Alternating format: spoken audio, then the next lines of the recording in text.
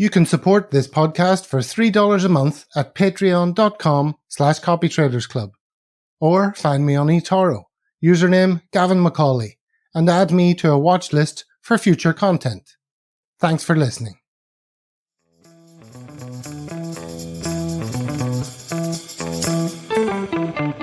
Copytraders Club, where you can learn how to make better decisions and more money copy trading. I'm Gavin Macaulay, my name and username on eToro. My aim as an eToro enthusiast is to demystify this new and uncharted world of copy trading, understand what are the pitfalls and best practices, and how ultimately to succeed as a copy trader. Here we go.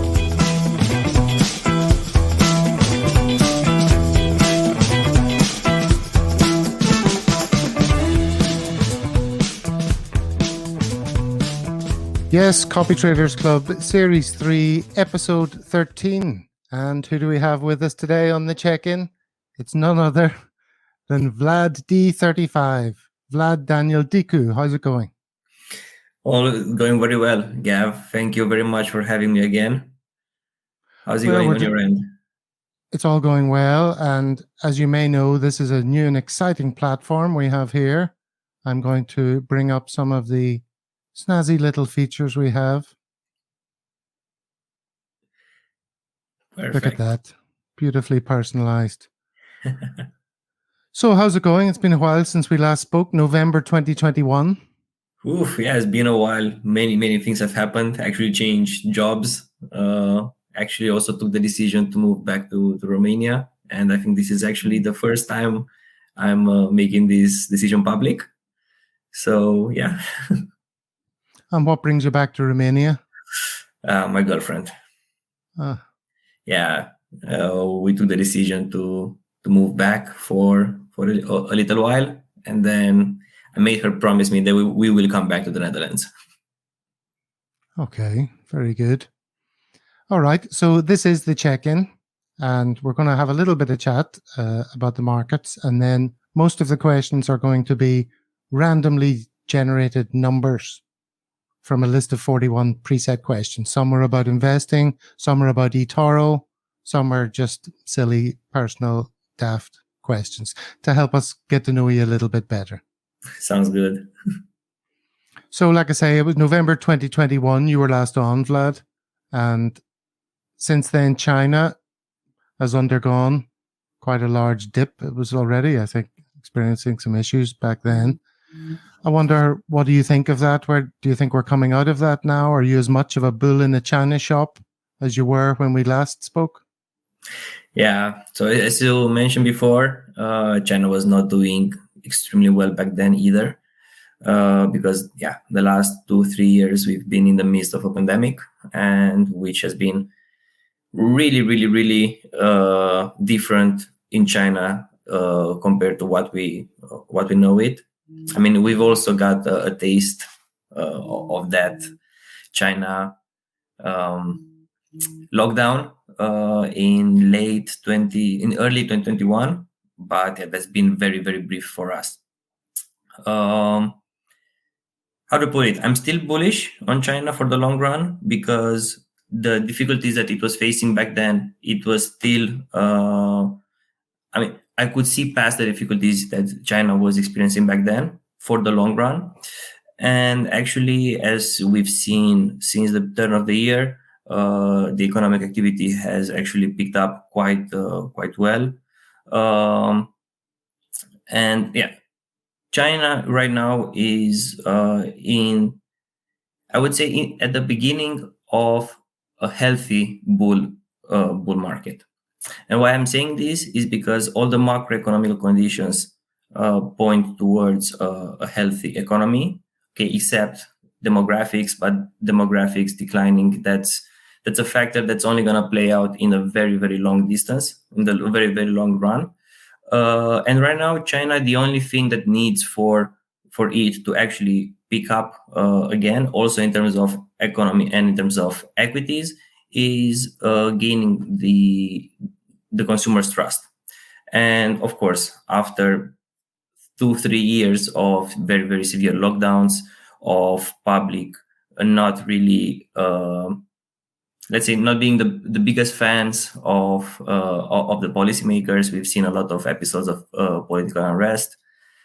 Yeah, it's gonna take a bit of time for the trust to pick back again. But once it does, I really think we are on for some really good returns. Okay. Well, good to hear.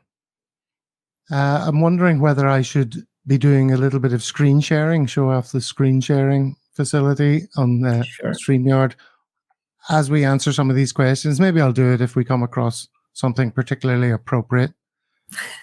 Well, in fact, let's do it now because it's time to do some random number generation.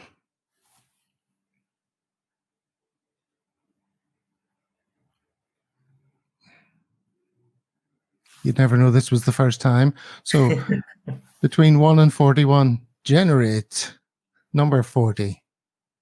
Okay. Well, this is a question I haven't asked anyone yet. I'm sure you know what these terms represent, but just for fun, do you know exactly what these letters stand for? FOMC. Sorry. FOMC. FOMC.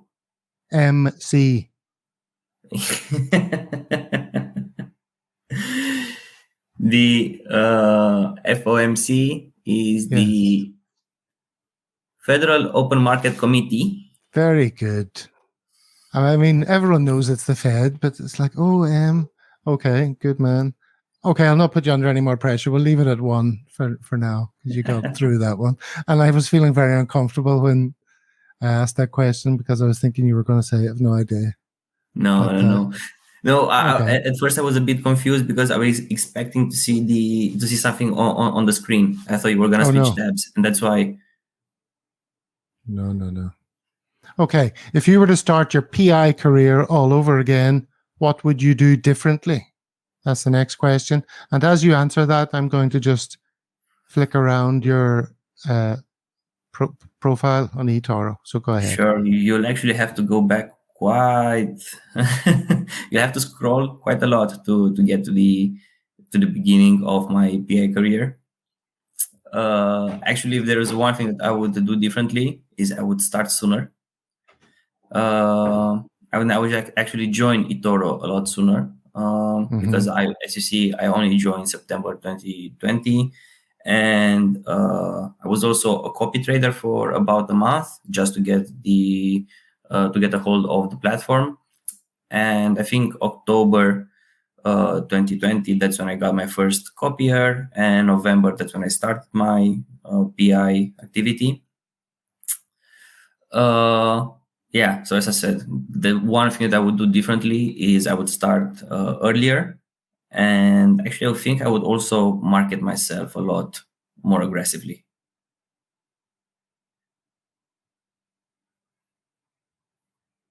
How do you market yourself these days? These days I kind of made peace with myself that getting new copiers is extremely difficult. Mostly because the hype, that we've experienced during during 2020 and maybe also first half of 2021, that hype has actually disappeared. And the main thing I focus myself on right now is writing on most actual topics, and going a bit past that mainstream headlines, so the mainstream headlines, those would attract a lot of people, and they would just cover the surface. They wouldn't really explain why things are happening and how things are happening. And that's what I'm trying to do. I go one layer deeper, even though I know that actually is hurting my audience numbers, mostly because things tend to get technical, posts tend to get long, and people have a very short attention span. I'm aware of that, but what I'm focusing on right now is, as you saw before, I have 62 copiers right now, and these represent a very, very I'm not gonna say loyal. That sounds a bit corny, but that's a very stable core of copiers. And yeah, that's what I'm focusing on right now, primarily. Again, not educating, that sounds very corny, but explaining why things are happening and how things are happening, so that I make this core of copiers, I make it even stronger.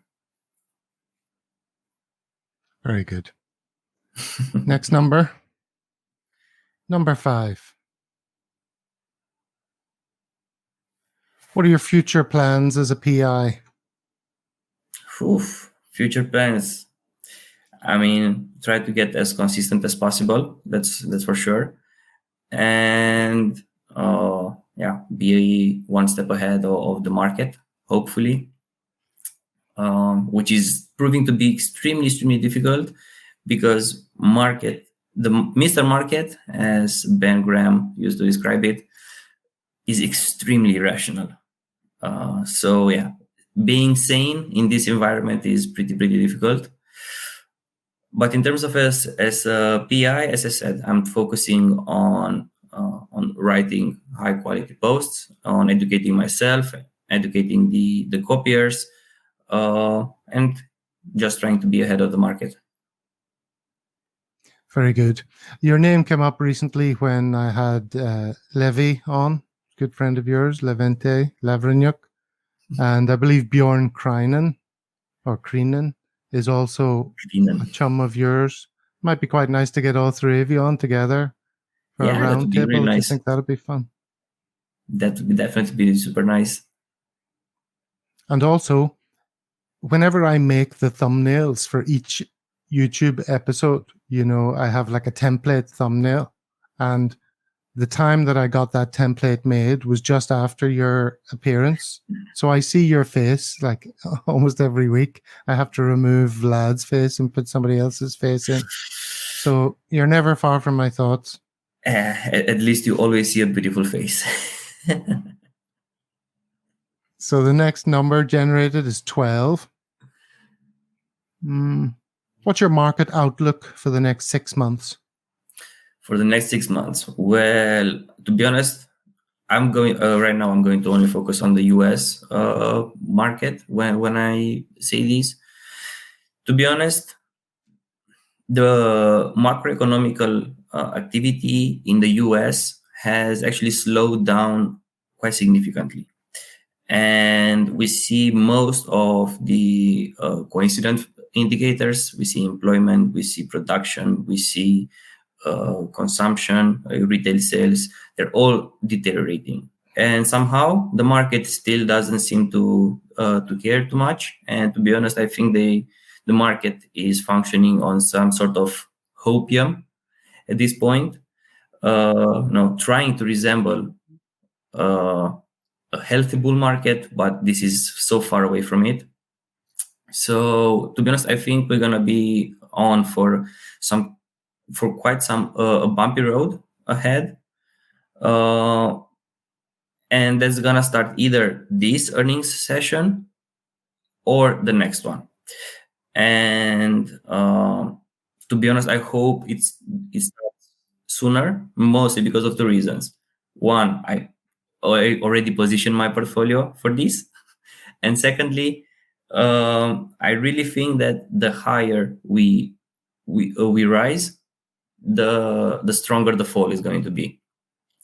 And yeah, to be honest, I think the recession has already started in one way or another. That long-awaited recession. I'm not quite sure if we're gonna achieve a soft, hard, no landing.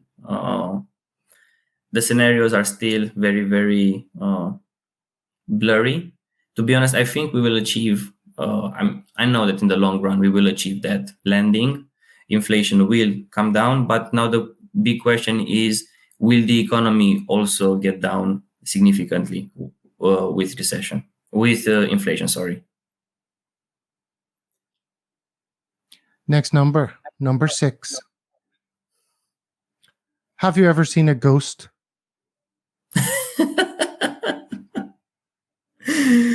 Oof, I was almost ready to make a joke about my girlfriend, and I realized I was gonna become that ghost if I made that joke. Um,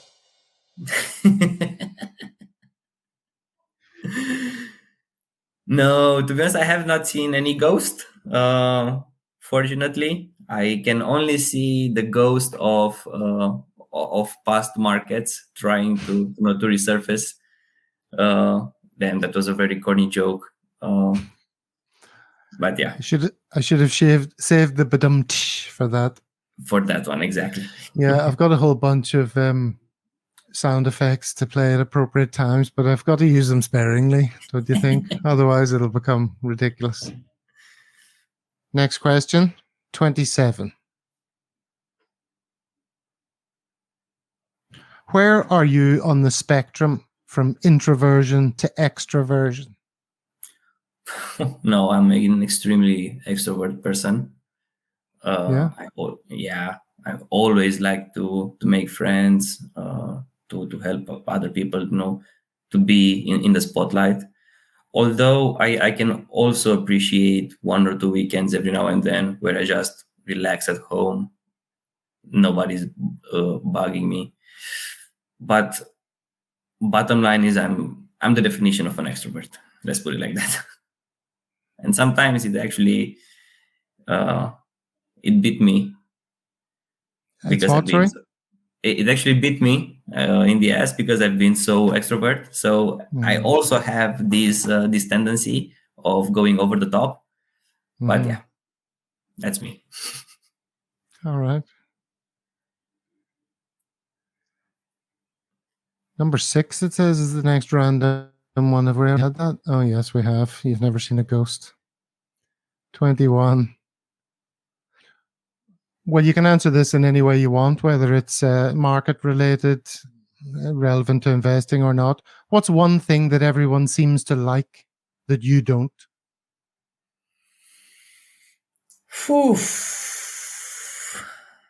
I'm going to say cryptos. Okay. Yeah, I mean, of course, not everybody likes them. And I'm also not 100% against them.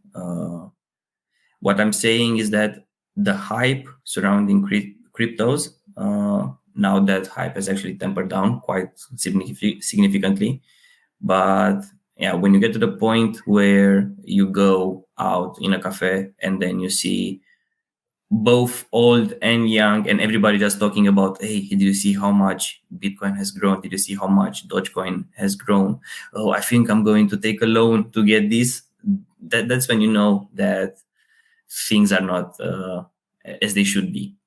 And yeah, you can look at it and say, okay, I'm jealous that I didn't catch the train, or I'm rational because I knew to stay out of the train. Yeah. So there's never any crypto in your portfolio? Not so far, no.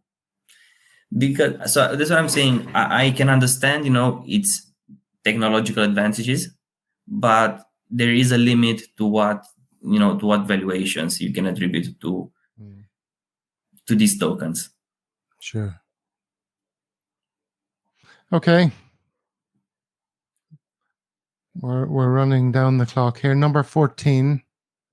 What's the one position in your portfolio that you suspect might do the worst? Oof, the worst.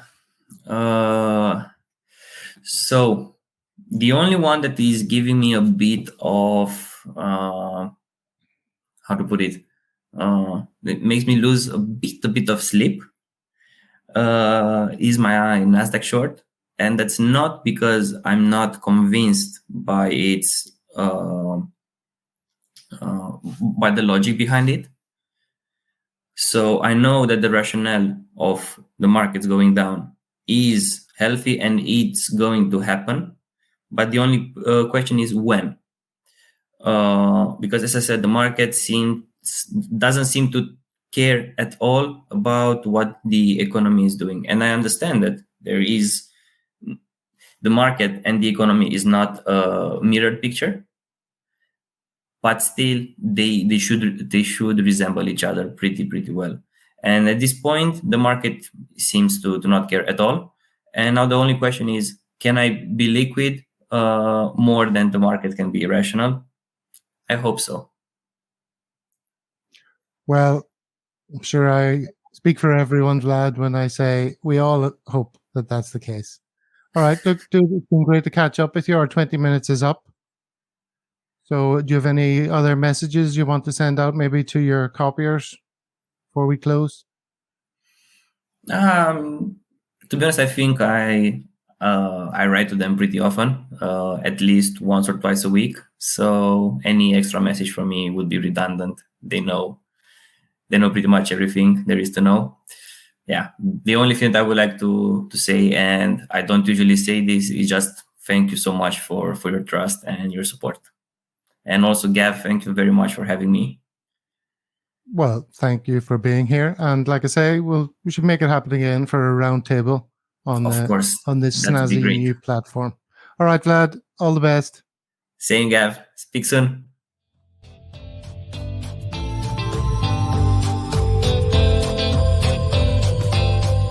That's all from me. See you on Discord and Facebook. Until next time we meet at Copytraders Club, I wish you many happy returns. Obviously, anything you hear in this podcast is for entertainment only, not financial advice. Do your own research. This is just generic chit-chat. We don't know your individual circumstances, etc., and so forth.